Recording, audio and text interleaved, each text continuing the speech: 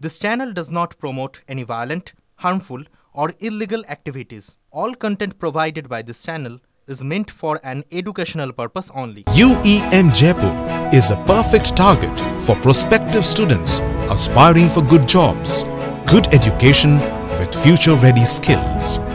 একটা গুরুত্বপূর্ণ আপডেট আপনাদের দেবো। এসআইআর প্রক্রিয়ার কাজ কিরকম হচ্ছে তা খতিয়ে দেখতে রাজ্যে আবারও কেন্দ্রীয় নির্বাচন কমিশনের টিম আসছে। আজ রাজ্যে আসছে কমিশনের 4 সদস্যের একটি দল। দলে থাকবেন deputy election commissioner Gyanesh Bharti, principal secretary, deputy secretary, DEO, ERO, তাদের সঙ্গে বৈঠক করবেন তারা। কলকাতা উত্তর এবং দক্ষিণ 24 পরগনার ডিইও, ইআরওদের সঙ্গে বৈঠক। নদিয়া, মুর্শিদাবাদ, মালদা, কলকাতা, দক্ষিণ 24 পরগনার এসআইআর প্রক্রিয়ার অগ্রগতি খতিয়ে দেখবে প্রতিনিধি দল। ইভিএম নিয়ে একটি ওয়ার্কশপও করবেন কমিশনের এই টিম।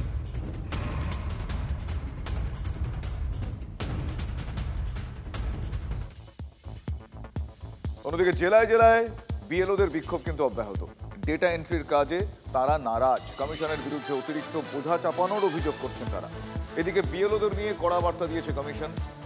মৃত, শিফটেড, ভুয়ো ভোটারের নাম কোনোভাবে তালিকায় এলে আত্মীয় বা যিনি সই করেছেন তার দায়িত্ব বলে মনে করা হবে। বিএলও যেহেতু ভেরিফাইড বলে সই করবেন, সেক্ষেত্রে তিনিও দায়ী থাকবেন, এটা স্পষ্ট কমিশনের তরফ থেকে জানিয়ে দেওয়া হয়েছে। এন্ট্রি অপারেটর তারা নিয়োগ করছে না।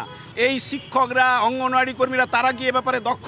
তাদেরকে বাধ্য করা হচ্ছে এবং মানসিক এবং শারীরিক বিপর্যস্ত জায়গায় তাদেরকে ঠেলে দেওয়া হচ্ছে। ইতিমধ্যে কয়েকজন মারা গিয়েছে, অসুস্থ হয়েছে, হাসপাতালে ভর্তি। অতিরিক্ত কাজ চাপিয়ে দেওয়ার অভিযোগ। নির্বাচন কমিশনের বিরুদ্ধে জেলায় জেলায় বিএলওদের বিক্ষোভ।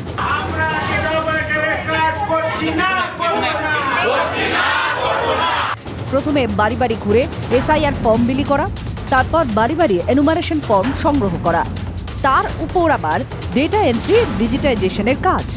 বিএলওদের দাবি, এই অতিরিক্ত কাজের চাপে তাঁরা অসুস্থ হয়ে পড়ছেন। ভোটারদের ডেটা এন্ট্রির কাজও করবেন না। সেই দাবি নিয়ে সিইও দফতর অভিযান করল বিএলও সংগঠন। শুধু কলকাতাতেই নয়, বরানগরে বিক্ষোভ দেখালেন বিডিওরা। তাদের দাবি, প্রয়োজনে তারা আইনি পদক্ষেপ করবে। আমাদের এখানে প্রায় 30 জন আছে যাদের 1200-এর উপর ভোটার। একজন দিদিমণির তো 1550 টাকা, তাহলে 1550 পরে উনি কি করে কাজ করবে? এর উপর ডাটা এন্ট্রি। বিএলওরা ফর্ম ফিল আপের ভুলের জন্য দায়ী নয়। দক্ষিণ 24 পরগনার মন্দির বাজারে বিডিও অফিসের সামনে বিক্ষোভ বিএলওদের। তারাও ডেটা এন্ট্রির কাজ করতে নারাজ। অধিকাংশ ফর্ম ফিল আপ করতে পারছে না। তখন কালেক্ট করতে যাচ্ছি, ফর্ম হচ্ছে না, অনেক ডেট আছে।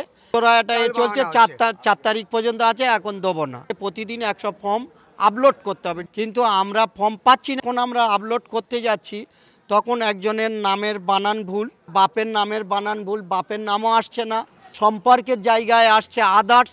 আমরা তো পাড়া গায়ে করি, এদের যদি ফর্ম রিজেক্ট হয়ে যায় তাহলে তো আমাদের পিঠ বাঁচে না, আমাদের সিকিউরিটির অভাব হয়ে যাবে।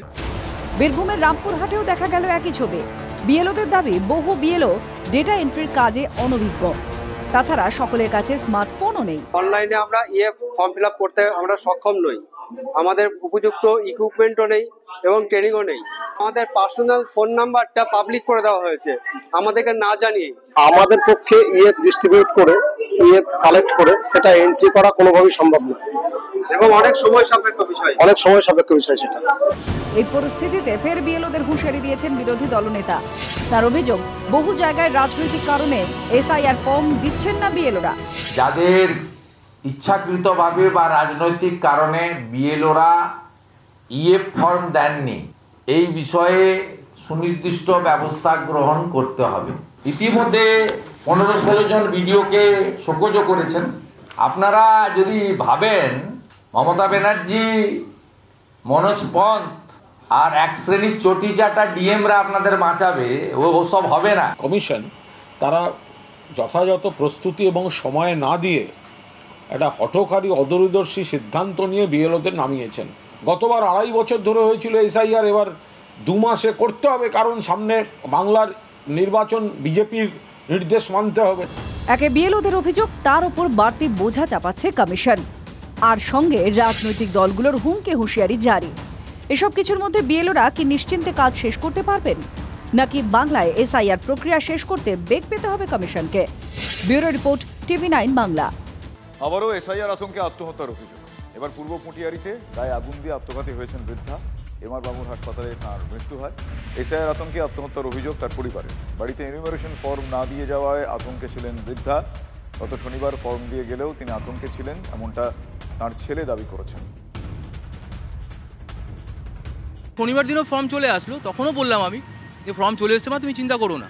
তারপরে কী করে আবার গিয়ে আবার মানে এতটাই ক্লিক করে নিয়েছে মাথার মধ্যে। আমাকে এখান থেকে ফোন করলো যে দাদা তুমি কোথায় আছো, তাড়াতাড়ি আসো, পাড়ারই একটা বন্ধু বলে তোমার মা গায়ে আগুন লাগিয়ে দিয়েছে। তো তারপরে যখন এখানে ভর্তি করা হলো, ডাক্তারবাবু বললো 90% মতো প্রায় চলে গেছে, চান্স খুব কম, সব ভগবানের উপর ছেড়ে দিন। মানে বয়স্ক লোক তো ওনারা, তো এই জিনিসটা হচ্ছে ওরা সেটা বুঝতে পারছে না মনে হয় যে কী জন্য এটা হচ্ছে বা হচ্ছে, সেদিকে দেখছে না। ওরা খালি বলছে যে এই করে দেবো, ওই করে দেবো, এটা ওনাদের মাথায় ক্যাচ করছে, বাইরে বের করে দেবে। যদি সবাই মিলে ভালো করে বোঝালে বা এভাবে প্রশাসন বলা যায়, তার ভালো হবে জিনিসটা। মনে হয় এসআইআর নিয়ে হুমকির ফুলঝুরি চলছে। এবার বিতর্কে বীরভূমের তৃণমূল কংগ্রেস নেতা, যার নাম বাবু দাস। একটাও বৈধ নাম বাদ পড়লে বিজেপির দালালদের অজয় নদে বিসর্জন দেব। ভরা জনসভায় মন্ত্রী চন্দ্রনাথ সিনহার উপস্থিতিতে এমন হুমকি দিয়েছেন বোলপুর ব্লকের তৃণমূলের সহসভাপতি।